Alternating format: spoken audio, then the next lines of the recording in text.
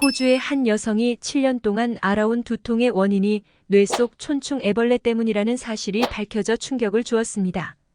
그녀의 두통은 약을 먹어도 소용이 없었고 두통은 점점 심각해지고 심지어 시야가 흐려지기까지 했습니다. 병원에서는 뇌종양 때문이라고 판단하고 수술을 진행했는데 알고 보니 그녀의 뇌에는 유충이 가득했습니다. 그녀는 음식을 통해 우연히 유충알을 먹은 것으로 밝혀졌는데요. 그렇다면 우리나라 국민들은 어떨까요? 1970년대에는 국민 1인당 2종 이상의 기생충에 감염돼 기생충 왕국이라는 오명을 쓰기도 했는데요.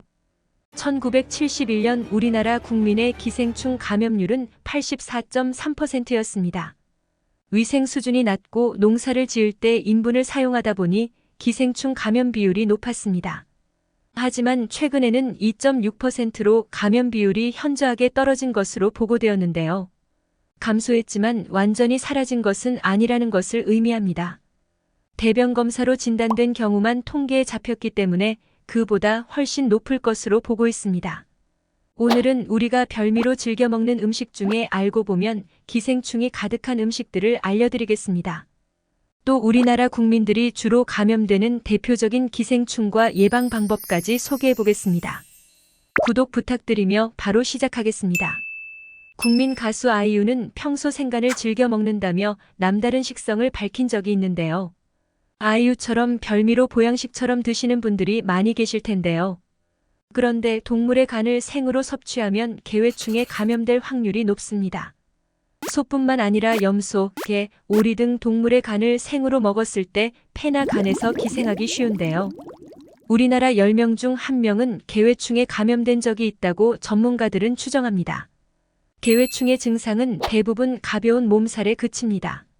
하지만 1%의 확률로 개회충이 혈액을 타고 눈이나 뇌로 올라갈 경우 심각한 문제가 발생할 수 있습니다.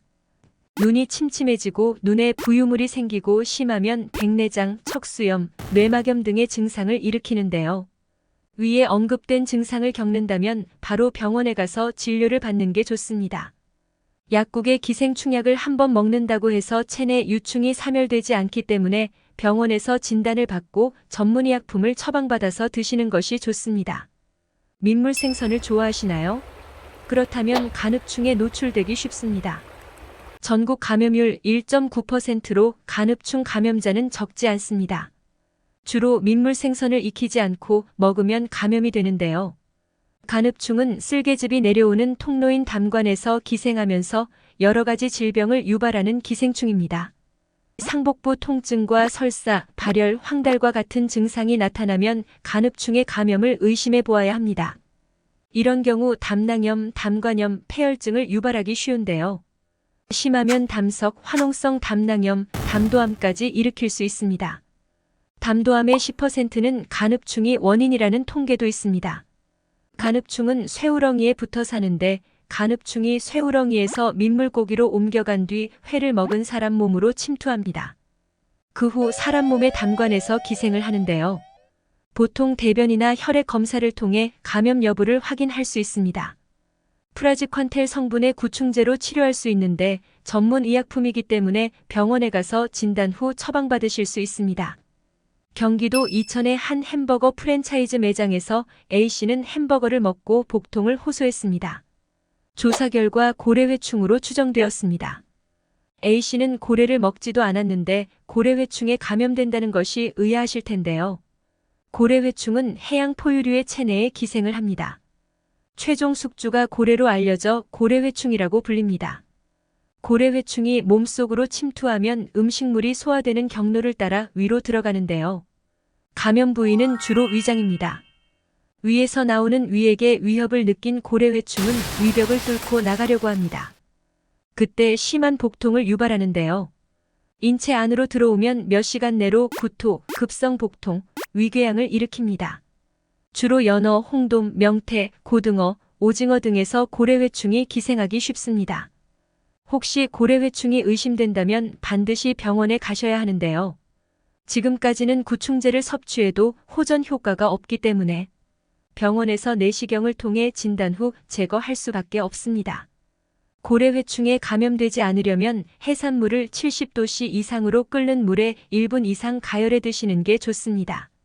소개해드린 음식 외에도 중국산 김치, 심지어 유기농 채소에도 기생충은 있을 수 있습니다. 개회충을 비롯한 각종 기생충을 예방하는 방법은 다음과 같습니다. 첫째, 채소는 깨끗하게 여러 번 씻어서 섭취하도록 하세요. 둘째, 대부분의 기생충은 데치기만 해도 사멸하기 때문에 익혀서 드시는 것을 추천합니다. 셋째, 생선은 부패가 빠르기 때문에 내장을 제거하고 보관하거나 가열해서 드시길 바랍니다. 무조건적으로 드시지 말라는 것이 아니라 기생충이 몸에 미치는 유해성을 주의하시길 바라는 마음에서 이 영상을 제작한 것이니 오해 없으시길 바랍니다. 알려드린 음식들을 주의하셔서 안전하고 건강한 식사가 되길 바랍니다. 오늘 준비한 영상은 여기까지입니다. 영상이 도움되셨다면 구독, 좋아요를 눌러주시고 소중한 분께 이 영상을 공유해주세요. 더욱 유익한 영상으로 다시 찾아뵙겠습니다. 오늘도 건강하세요.